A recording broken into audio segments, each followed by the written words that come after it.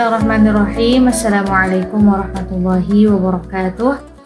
Alhamdulillah rabbil alamin. Alhamdulillahilladzi allafa baina qulubina fa asbahna bi ni'matihi ikhwana. Assalatu wassalamu ala Rasulillah sayyidina Muhammad ibn Abdullah wa ala alihi wa ashabihi wa man tabi'ahu bi ihsan ila yaumil qiyamah. Amma ba'du. Puji dan syukur mari kita panjatkan kepada Allah Subhanahu wa Ta'ala, yang mana dengan karunia dan nikmatnya kita semua masih diberikan kenikmatan yang begitu tidak terukur dan tidak tertakar oleh Allah Subhanahu wa Ta'ala.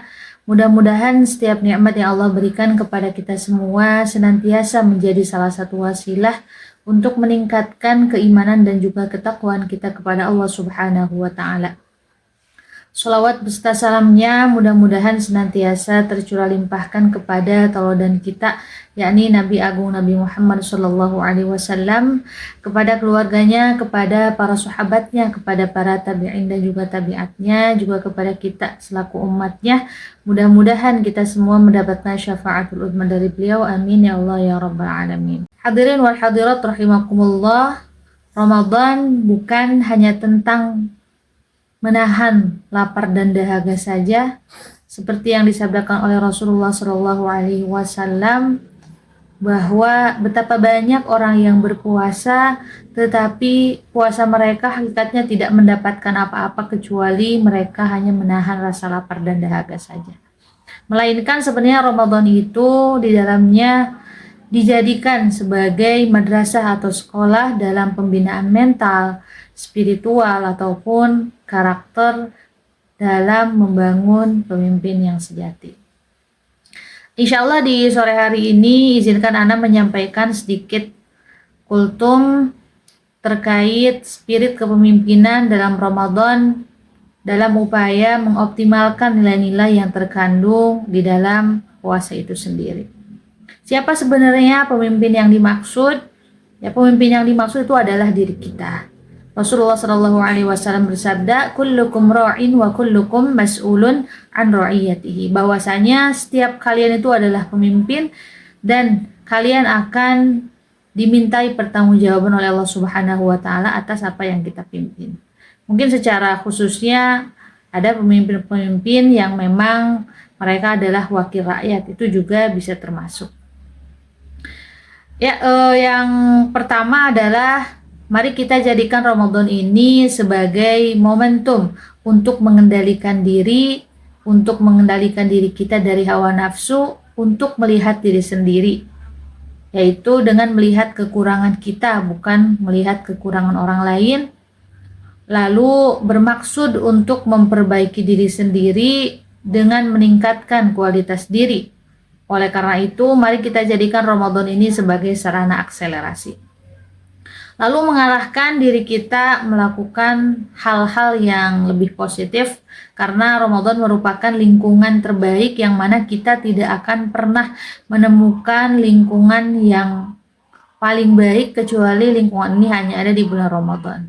Salah satu bukti bahwa Ramadan ini merupakan lingkungan yang terbaik adalah bagaimana ketika Rasulullah SAW menyebutkan futihat abwabul jannah, dibukakannya pintu-pintu surga, wa ghulliqat abwabun nar, pintu-pintu neraka ditutup, wa suffidati syayatin, dan para syaitan ini dibelenggu. Maka sebenarnya kesempatan-kesempatan kita untuk meraih kebaikan itu lebih banyak dan peluangnya lebih besar hanya ada di bulan Ramadan.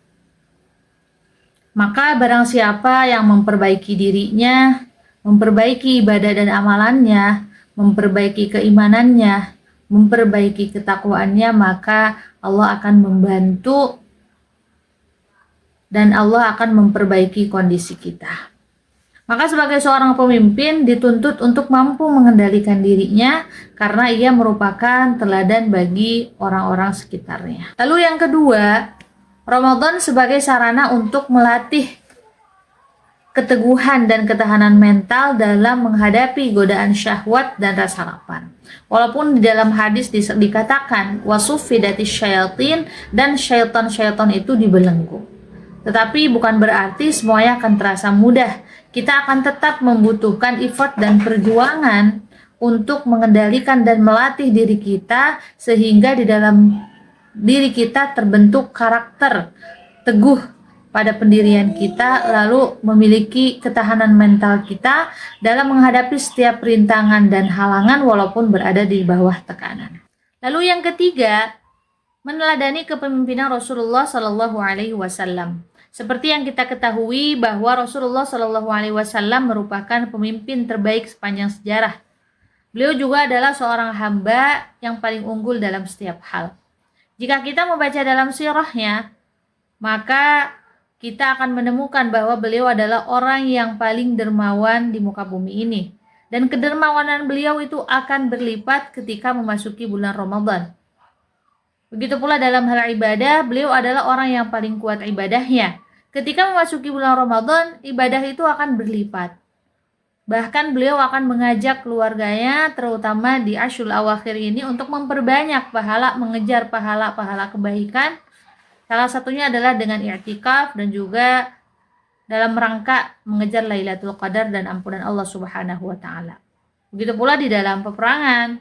Peperangan terjadi di bulan Ramadan, salah satu perang fenomenal dan pada saat itu juga mendapatkan kemenangan, yaitu adalah perang Badar.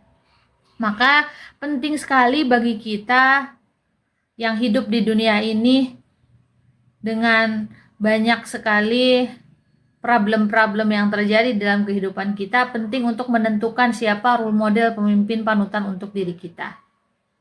Maka role model terbaik untuk diri kita itu adalah Rasulullah Shallallahu Alaihi Wasallam. Lalu yang keempat, yaitu bijaksana dan adil dalam membagi waktu dan tenaga kita.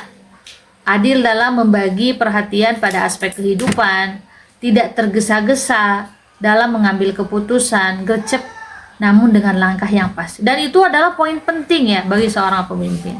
Oleh karena itu, penting bagi kita untuk memiliki karakter disiplin dalam setiap hal, atau munazzamun fi syu'unih, tertib dan juga tertata setiap urusan kita. Karena kita dihadapkan pada suatu realita, al-wajibatu aktsaru minal awqat. Kewajiban-kewajiban kita itu lebih banyak daripada waktu yang tersedia.